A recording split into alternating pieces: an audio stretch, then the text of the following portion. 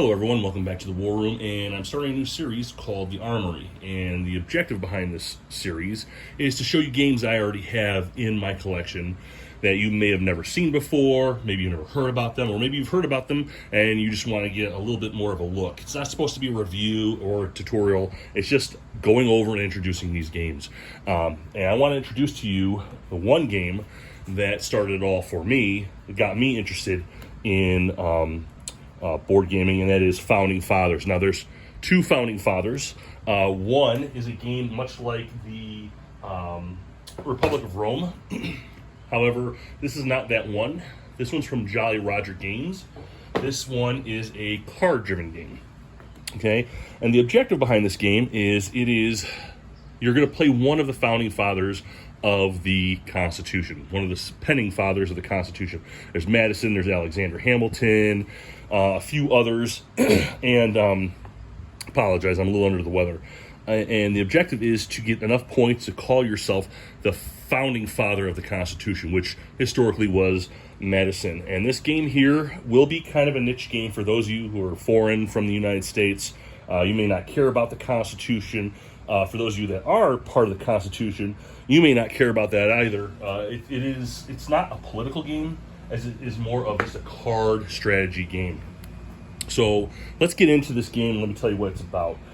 So 2 to 5 players, and I recommend 3 at least, will play one of the Founding Fathers, and they're going to get a whole handful of cards. And these cards will be the ones you can take from after you have used up some of your cards for whatever purpose. You'll always have at least 3 cards in your hand, and the objective of the game is to use these cards to serve a purpose of either putting a vote down, a yay or a nay vote. That's yay is green, nay is the red side, and you could put several cards down from the same state together as a vote, and you'll mark that state down when they do vote.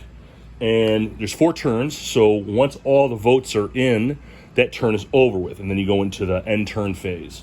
And what you're voting on are articles of the Constitution. They all start off historical. If you look in the upper right-hand corner, that symbol is a political faction, but you can flip it over, and the symbol changes, and that orange circle means this is the ahistorical side. And there's 4 factions. You got the small states, which is the little stars, and then you see that big star, that's the large states. Okay? And then some of them are here. You see the snake, that don't tread on me snake, that's the anti-federalists. And then you got the Federalists. And, you know, the large states don't like the little states, so they won't vote for each other's different doctrines, but they'll vote for other people's doctrines. And the objective of the game is to score points around this little track, around the Liberty Bell, by voting yay or nay and winning. When you vote yay or nay, you get points, depending on how many people you put down for each state, for each vote, okay? And if you do lose, okay, you will end up putting these little markers that you put on your cards when you vote into what is called the committee room over here. And there will be an article sitting here, and whoever lost and has the most markers in the committee room, I only have 1 there now, but let's say I had 3 or 4 and one guy had 2, then I would be able to decide if this will stay a small state or large state. Now you're probably asking yourself, well, why do you care? What difference does it make? Over time, the Constitution will have, certain types of doctrines already set out. Here you got a couple of 2 large states, 3. Here's 2 anti-federalists. And once all the constitutional elements have been voted on and passed, whoever's got the most in each section, over time you might be doing debates. And these debates have these coins. And these coins will give you more points at the end of that game. So, for example, I have 3 large states. There's only 2 anti-federalists and, 1 small state. Okay? This guy will give me 5 points for each one of these coins. All right? Yes, you can do debates. And all that debating does is you'll play one of your cards, okay, depending on, whatever the symbol is. All right? So, for example, I want to push up on the big debate track, the big states debate track. I'll play this card, get rid of it, and I'll push him up 1.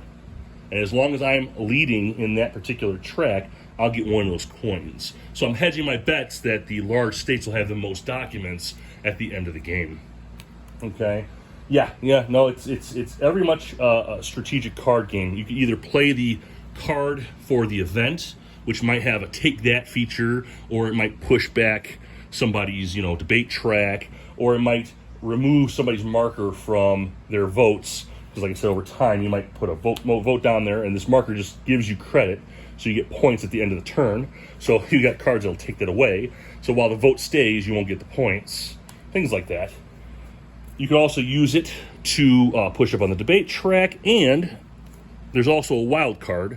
So each founding father, that whoever you choose, you'll get one of these, and these allow you to get more of these guys, to do more actions, to get more credit for them, to get more points. So I'm not trying to get into a teaching game here, but just a little bit of an introductory game here. If you like hedging bets, if you like card-driven games where you use a card for several different purposes, I think this is a great game. I love this game, and number one reason why I like it is because it also teaches history. Each card has information on it.